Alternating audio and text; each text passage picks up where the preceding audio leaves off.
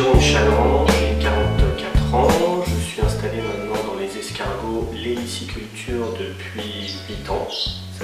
Ça a été ma 8e récolte. L'exploitation donc elle est individuelle et je fais la totalité du cycle de l'élevage, c'est-à-dire que je commence par la reproduction, après la croissance dans des parcs en extérieur pour finir dans la transformation dans mon propre laboratoire. Donc la reproduction, on va commencer à réveiller les reproducteurs à partir de mi-mars en général.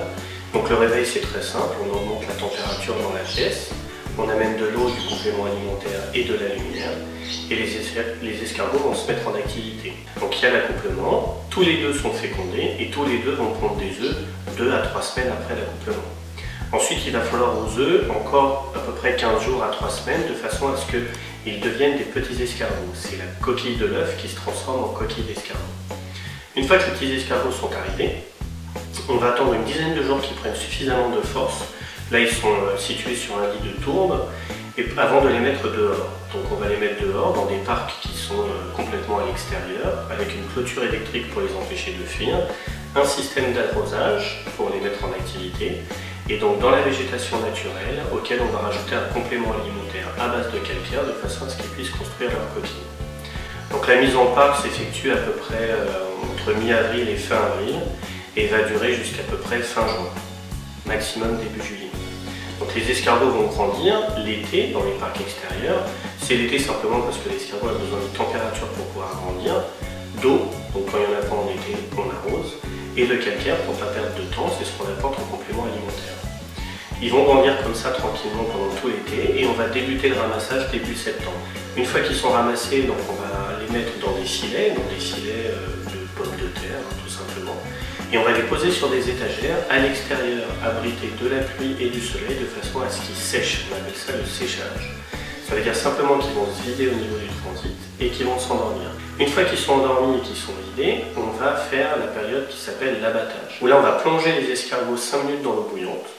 Ensuite, on va les refroidir à l'eau claire, on va sortir l'escargot de la coquille et retirer l'hépatopancréas, qui est en fait le tortillon noir de l'escargot. Une fois qu'on a fait ça, les escargots, on va les nettoyer en les brassant dans un pétrin. On les rince bien à l'eau claire et on va les blanchir, c'est-à-dire 20 minutes dans l'eau bouillante salée. Une fois qu'ils sont blanchis, on les met dans une cellule de refroidissement et de surgélation, c'est-à-dire que c'est une machine qui descend à moins 40 degrés en 4h30. Donc ça les saisit, ça ne fait aucune différence par rapport au frais quand on va les réchauffer. Et une fois qu'ils sont surgelés, on va avoir des chairs blanchies surgelées qu'on va pouvoir garder pendant 2 ans dans une chambre froide à moins 18 degrés.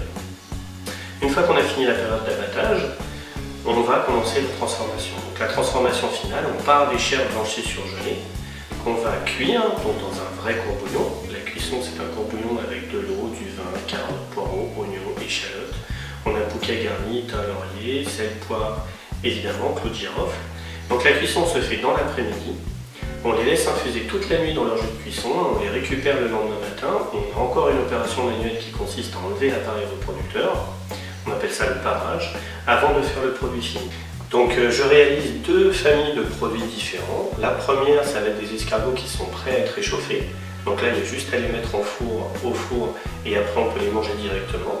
Donc ils existent soit dans les coquilles naturelles au beurre persillé, soit dans des coquilles qui se mangent, ou bien sûr on a le beurre persillé, mais on a également un beurre au comté et un beurre au roquefort avec éclat d'or. Donc dans les escargots qui sont prêts à être utilisés aussi, les préparations prêtes à utiliser, on va retrouver également l'escargotine. L'escargotine, c'est moitié escargot, moitié beurre persillé, mixé ensemble très finement, un petit peu comme une mousse. Ensuite, on va retrouver donc les escargots qui sont stérilisés, passés à l'autoclave. Donc c'est des escargots qu'on va pouvoir conserver dans un placard au sec pendant 2 ans.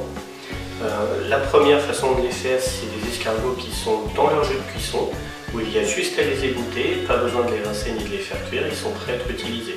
Ça peut être une quiche, une cassolette, une omelette ou tout simplement remis dans un support avec du beurre persillé. Et ensuite la dernière recette, c'est une recette type à l'escabèche, donc c'est une marinade dans l'huile d'olive avec tomates séchées, laurier, coriandre, poivre, il y a un petit piment, c'est un petit peu relevé. Et là, on a juste le couvercle enlevé et on picore dedans plutôt à l'apéritif. Alors l'exploitation, pour pouvoir me découvrir, soit sur visite, soit simplement pour venir acheter. Il faut aller à Saint-Germain-du-Plain, qui est plein est par rapport à Chalon-sur-Saône, une quinzaine de kilomètres, 20 minutes à peu près. Dans Saint-Germain-du-Plain, il faut voir le Crédit Agricole. Au coin du Crédit Agricole, c'est la route de Baudrière. On fait à peu près 2,5 km, 3 km jusqu'à une grande croix qui est à peu près au milieu de la route. Après la grande croix, c'est la première à gauche. Il y a des flèches marquées escargot, il suffit de suivre. Et c'est 300 mètres après ce petit croisement. Donc on ne peut pas se tromper, c'est marqué sur le bâtiment escargot. Donc j'organise également des visites, j'ai une capacité jusqu'à un quart complet, ça m'arrive régulièrement d'accueillir des cars. Je parle anglais aussi, donc je peux aussi faire des visites en anglais. Et donc la visite consiste à découvrir l'ensemble des 3 ateliers différents, la reproduction, la croissance en extérieur et la transformation dans le laboratoire, pour lequel on va passer à peu près 1 heure avec toutes les explications. Et ensuite, on peut finir la visite par une dégustation où on va goûter 4 escargots de façon différente et un verre de vin blanc que je fais payer 4 €. Voilà.